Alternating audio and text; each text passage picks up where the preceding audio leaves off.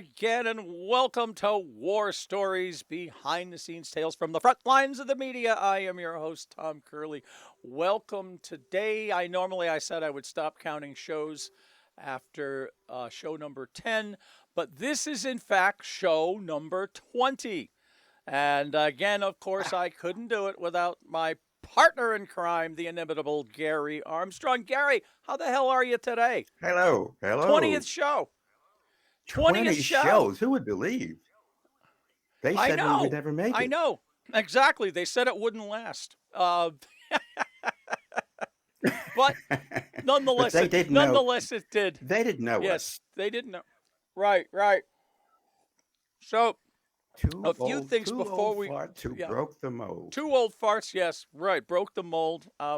Actually, I should record what we do before we go on the air, because we could make a whole show out of that. We could put together 15 minutes of just the two of us clearing our throats. You know, two old men coughing up. Oh, it's awful. It's awful. I mean, It's the awful. eyes, the I nose, can't the ears. I can't get it out. And like when you're I talking, can't. I you know, can't you either. don't want to cough. All right, so you realize each of these shows that we record as of now, we're a week ahead. In other words, the show that we're recording right now, you won't hear until next week. So we're always Okay. technically a week behind. So I'm editing last week's show this week and recording this week, and blah blah blah blah blah. What the hell am I looking at? When does this happen in the movie? Now. You're looking at now, sir. Everything that happens now is happening now. What happened to then? We passed then. When? Just now. We're at now. Go back to then. When? Now. Now? Now. I can't. Why? We missed it. When? Just now. When will then be now? Soon. So I was recording last week's show, and you did your story about Katharine Hepburn, okay? Yep. And at the end of the story, you mentioned how she was talking about Spencer Tracy and how she told him one day that his fly was open. You know, don't go out, your fly is open. And what was amazing is that as I was editing it, I was going like, oh my God, that segues perfect into one of my most favorite fly opening stories ever. And I go, why? And I went, why didn't I tell it? And then I remembered why. I wasn't actually in the room when you were telling the story. what Okay. happened? Okay. And I shouldn't admit this, but while you were telling the story, Lexi was just going nuts upstairs and just wouldn't stop barking, to the point where there was no amount of funny graphics I could come up with to cover it. So I put you up. I put you up just like this, all by yourself, and I figured I probably got a good 2 or 3 minutes. And he'll never notice. But now what's really with me here, I'll just go on.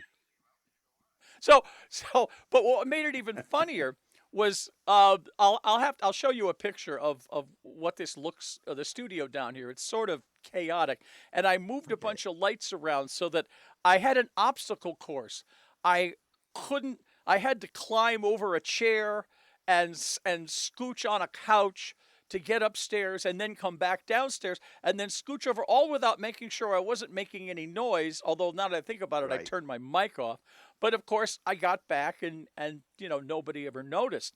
But so I got to tell you this. All right, this is probably, I think, affected my life more profoundly than I ever thought, and it's my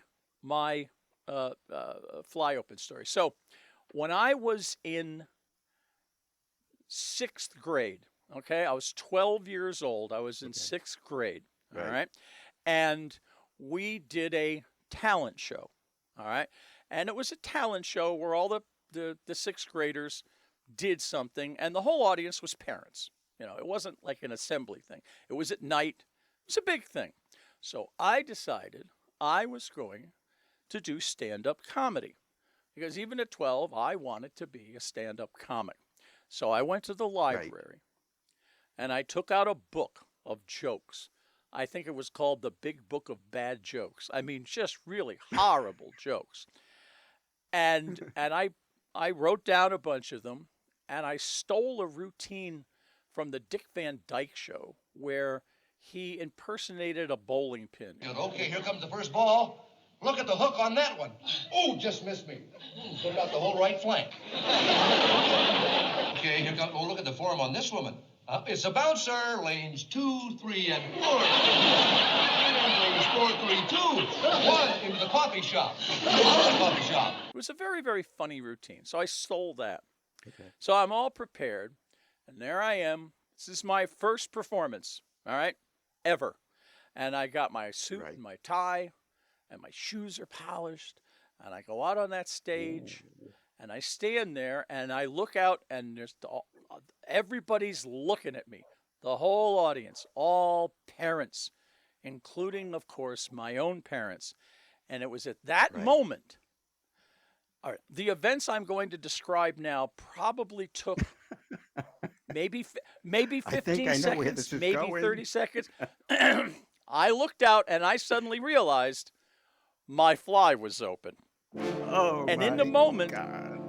in the moment that I realized that my fly was open, I also realized that they all knew, the whole audience knew that my fly was open. Right. And at that same moment, the audience also realized that not only did they know that my fly was open, but I knew that they knew that my fly was open. So I stood there in a panic. I mean, I was frozen for hours, which was reality probably a few seconds. And so I did the only thing that I could think to do. Is I very casually and deliberately did a 180-degree turn, put my back to the audience, reached down and zipped up my fly, and turned back and stood there, okay?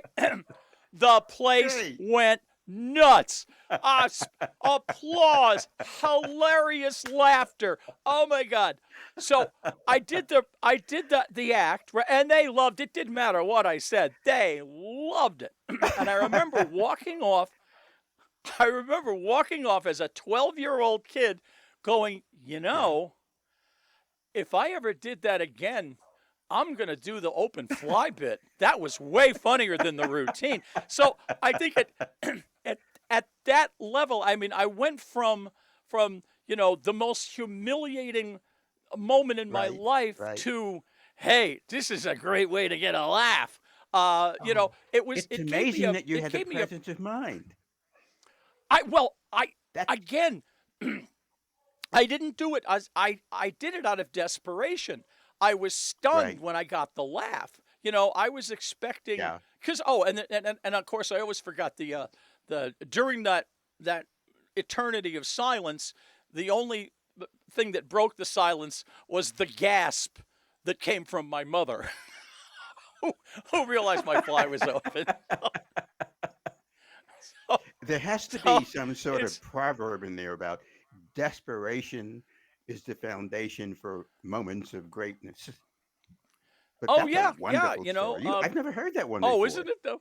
I know. I've told it over the years, but again, this is part of our problem. We have so many stories that we forget, and then we remember them. Yeah. And then of course we don't remember them when we're story. on the air. Oh yeah.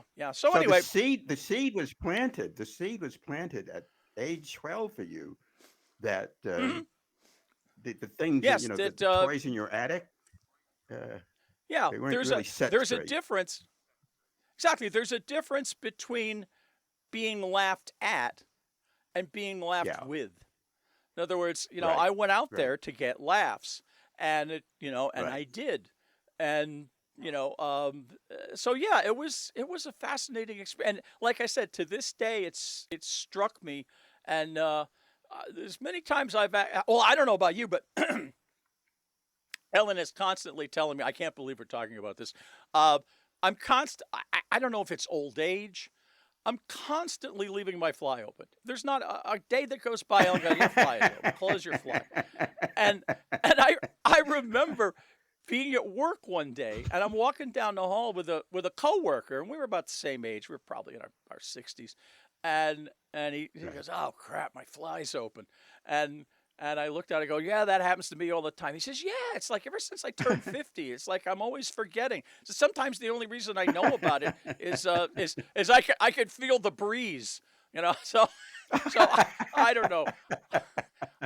I so It's a good thing well you we've didn't do that in places where it might get you into trouble. There's a bar near Fenway Park, just to make this obvious, there's a bar near Fenway Park, and I did go in not realizing what I was walking into. It's called the Ramrod, and I was going in to get baseball reaction. And my cameraman said, Gary, you don't want to go in there. And I said, well, no, look, we just need a couple of heads just to fill out the package. And he said, it's named the Ramrod. So I said, well, I saw that movie, The Ramrod. It's probably a Western bar. Western. He said, Gary, no, you don't want to go in there. I said, come on, I know what I'm doing. I walked in. And the moment I walked in, I realized why I shouldn't have gone in. And I ima- didn't get any baseball interviews. The Ramrod. and imagine if you'd gone in wearing that outfit you're wearing today. You'd have been very popular. I was just going to say, baseball and the Ramrod reminds me of Casey Stengel. This show is going to be airing at least 1 or 2 weeks after uh, the thing I'm talking about. The Mets and the Yankees are playing what they call the Subway Series. It's a big deal baseball thing, as you well know. And I Oh, I remember didn't way, know way that. back. This has got to be the '60s when Casey was managing the new New York Mets, and he was fond of sitting down with reporters, and the interview would begin. Sometimes there would be a question. Sometimes Casey would start talking, and I remember I was doing this interview for our college radio station, and we had the old Utoba reel-to-reel tape machine, which I'm sure you remember. I remember looking at Casey and Casey shaking his head and saying, "Okay, what you got for me?" And I hit the start button, and I don't remember asking a question. And I remember it was like 15 or 20 minutes later, however long the tape was, and Casey said, "Anything else?" And I said, "I never asked you a question." And he said, "How old are you?" And I said, "I'm 18 or whatever." He said, "Well, I'm 73. That's my excuse. What's your excuse?" And I said, "I guess that's a wrap." And he said, "No, no, no. I have another story to tell you." And I said, "I don't have any more tape in my machine." And he said, "Wait a minute. I can get you some tape. Hey, hey, you." And he was looking at Ed Kranepool, who I'm sure you remember. And he looks at Ed Kranepool, who was still full of himself and being a news star. And he said, "Kranepool, go get me some tape." And Kranepool looks back and says, "What kind of tape?" And he says, "You dipshit. That's a tape recorder. The young man needs tape for his tape recorder. Where do I find it, Casey?" And Casey looks at Kranepool and says, "Oh, what a doofus. You know, he thinks he's a star. He can't even get any tape." I said, "Casey, why don't we forget about it and just talk about things? How are things going with you and Edna?" And he looked at me and said, "Edna, you know Edna?" I said, "She's your wife, isn't she?" And he said, "Yeah, well, sometimes." And he said, "Look, young man, I don't think we're making any sense, but let's talk about this Mets team. It really sucks." And I said, "Casey, there's no tape rolling." And he said, "Well, you remember it when you get back to where you're going. You put it down that I said this." And I said, "Casey, it doesn't work that way." He said, "Look, what's my name?" And I paused a minute and I said, "What do you mean, what's your name?" He said, "Tell me what my name is." And I said, "Your name is Charles Dillon Stengel. And once upon a time, a long time ago, or so the legend goes, a bird flew out from under your head." And he looked at me and he said, "Were you there?" I said, "Casey, that was like 50 or 60 years ago." And he looked at me and said, "So what? Were you there?" I said, "Casey, I need a drink." And he said, "Here." And someone Are you? someone came over and said, "That's a wrap. There are other reporters waiting to talk to Casey, but nothing is going to top what we've just seen." Wow. Are you sure you Casey weren't Stengel. interviewing Yogi Berra? Wow. Wow. Oh, that is I only have That is Polaroids wherever they hilarious. are. I have Polaroids that we used to take uh, when we did these things for the college radio station. We have Polaroids of Yogi Berra looking at the Polaroid camera and saying, uh, "Is that a whatchamacallit?" And I said, "To Polaroid." And Yogi says, "Yes, that's what I said." And I said, "No, that's not what you said." And he said, "What did I say?" And I said, "I forgot." And he said, "Well, I did too. Forget about it." Yogi was Yogi would be perfect for He this. was, And Casey. oh my God, What were we going he was we were going to brilliant. talk about something else, and the weather has just Uh, befuddled me completely. oh, it got, yeah, I it got know, suddenly I know, dark. I The know. rain. Oh, what? It it's What? it's warm. It's warm, and we've got lots of pollen. But the weather is on my brain. Tom, I remember, in my career, I covered lots of snowstorms and things like that. I wasn't the top snow reporter. There was a reporter named Shelby, and I'm forgetting her first name right now. Shelby Scott. Shelby Scott. She was a feisty reporter who covered all the storms, and she was well known for that. And I think I came in behind her. But anyway, we had a snow. We were supposed to have a snowstorm, and this is 1980s, I want to say. And we had been promoting the storm the night before. They said this is going to be one mother of a storm, and they went on about it. They let every bloody newscast the night before saying we're going to have one mother of a storm. So fade out, fade in. I'm in the next morning, the early bird reporter, and they hooked me up with a reporter. And they said there's going to be so much snow out there. Just go out to Boston Garden, uh, the Boston Common. I'm sorry. There'll be plenty of snow. Well, we get out there, and you know what we saw?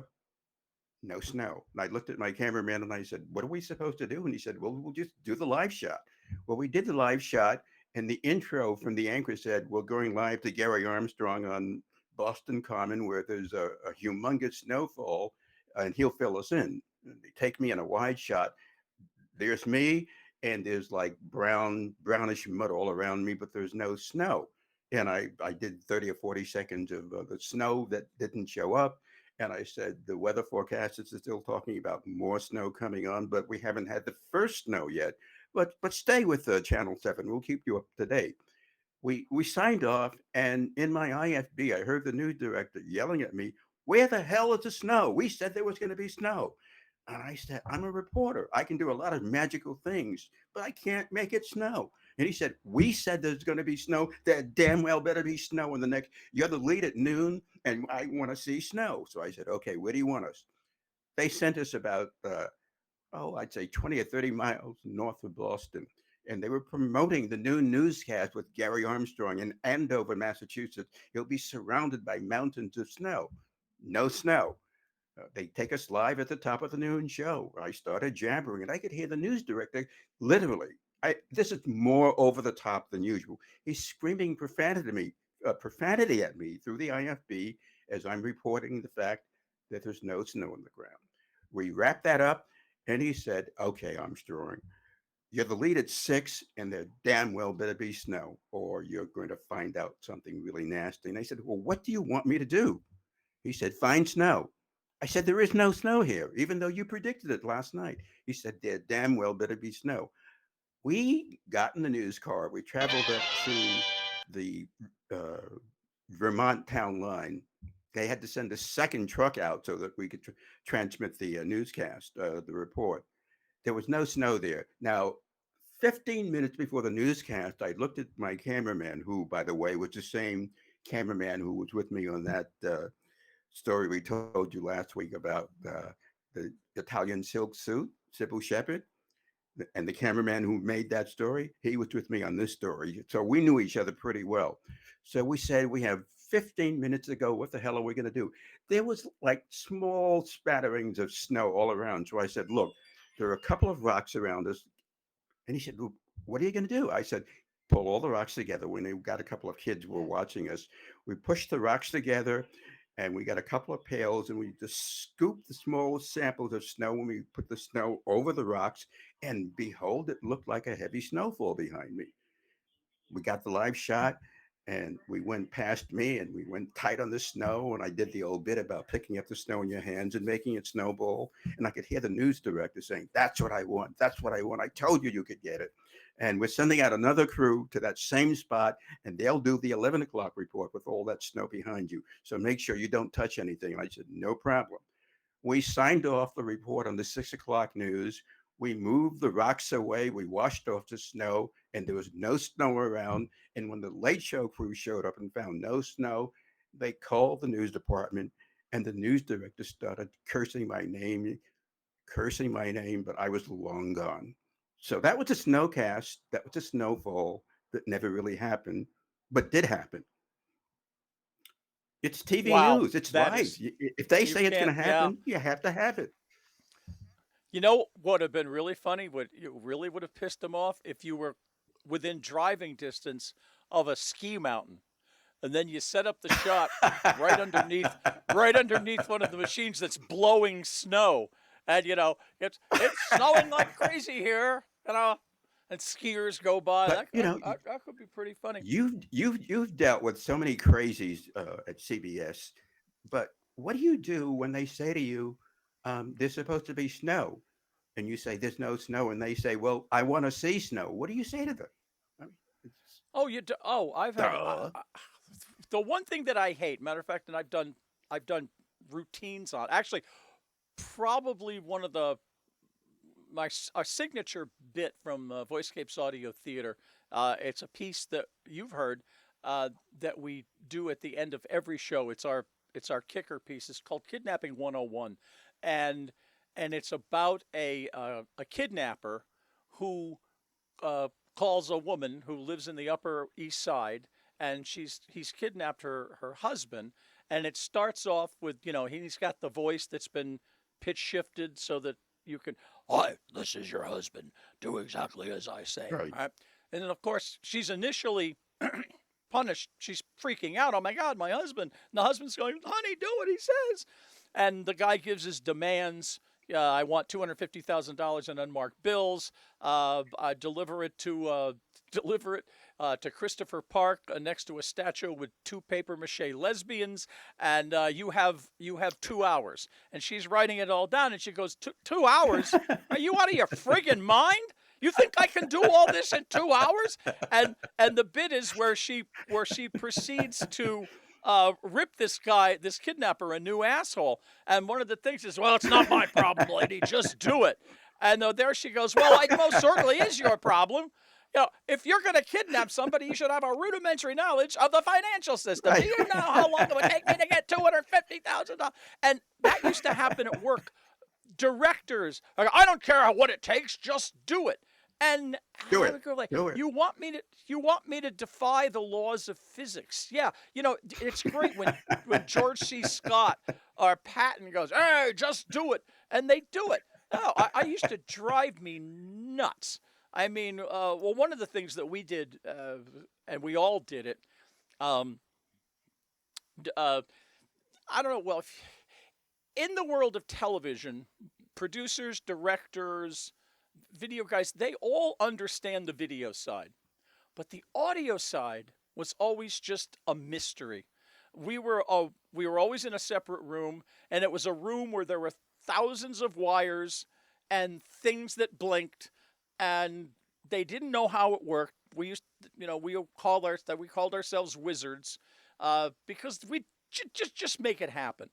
But every once in a while, a director would decide that that doesn't sound right. No, it sounded just fine. So you would go, "Wait a minute, hang on," and you'd reach over and you'd pretend to turn a knob, and you go, "How is it now?" "Oh, much better, much better, much better." "Okay, great. We're going to lock that in." Well, one of the directors, he sort of caught on, so we had to dedicate. We had a little row of buttons that also blinked. Wonderful what we can do nowadays. Ah, I see you have the machine that goes bing. If it goes blink, it must be important. And he would come in, and we would adjust this. We'd adjust this. How about now? How about now? Yeah, keep that. And okay, fine. So yeah, that was one of the ways we got rid of these people. But you talk about weather. Oh my God, you talk about weather. I remember, well, I don't, local news, I'm sure it's the same in Boston. It always cracked me up. Local news goes into orgasmic overdrive when there's a snowstorm. I mean, Yes, wall to wall yes, coverage, starting at 4 o'clock, continuous coverage, and yes. it's snowing. I remember Channel Two. They were so proud. We're now going to the Channel Two mobile weather station. I'm going, wow, and it's a car. It's an SUV with it's an SUV with a 40-inch high definition television sitting in the back, so they can and they have cameras in the car so you can see. Here we are. We're driving down the road, and oh, it's really hard, and you could see. Oh my God, you can barely see anything, and there's not too many people on the road. And now we go back and we open up the trunk, and oh, now we're gonna do the weather report from here. It's like, are you kidding me? I mean, are you really kidding me? It's just too They're much. not kidding. At one point, we had one ad campaign that labeled us who covered these things as stormtroopers. And the moment I heard stormtroopers, having the warped brain I have, I knew I was going to do a walking stand up. So no, I didn't stick my arm up. I didn't go that far, but I goose stepped up to the camera, and the crew was laughing, and I could hear them saying, "You know what?" when you raise your hand. So they were yelling that in the background, and you could hear that. You could hear the audio as I goose stepped up to the camera. And there was another TV station across the street, and they were falling on the ground laughing at us. And I said, "Stormtrooper Station number 1 reporting." And somebody said, "Sig." I said, "No, it's snow." No. And the news director said, "Wait a minute, we have to get these people off the air. This doesn't work." And I said, "No, my fear. No, no, no, no, no, no, no."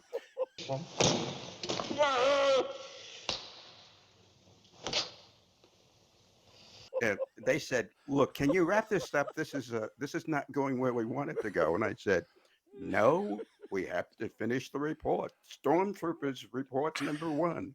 And they said, "Well, we're cutting to a commercial." And I said, "You can't do that." And they said, "Why?" I said, "Because we're Stormtrooper Station number 1." And you could hear over the IFB, you could hear cursing, you could hear laughing. And they said, "Just cut him off as soon as you can. He's gone too far this time." And that And was your that. and your last line should have been before they cut you off. I'm only following orders. Oh my God. All of this points out what we know is that nothing, there's no such thing as impossible if you work on television. Anything is Yeah, possible. true. How you make it work, Anything that's is something possible. else. But you Yeah, know what is yeah. impossible is what's impossible is to continue this show. Didn't get to any of the stories this week. I think we broke a new record. Uh, That's, we- that's a new we've low. we've it's a new low. I would But we are. apologize, but I'm having so much fun. I know, I know. It's look, we'll get to it next week. Time for, of course, the plugs. Serendipity, Seeking Intelligent Life on Earth, your Okay. wife's blog. We all contribute to. You can catch all of the podcasts of Get Off My Lawn are available there.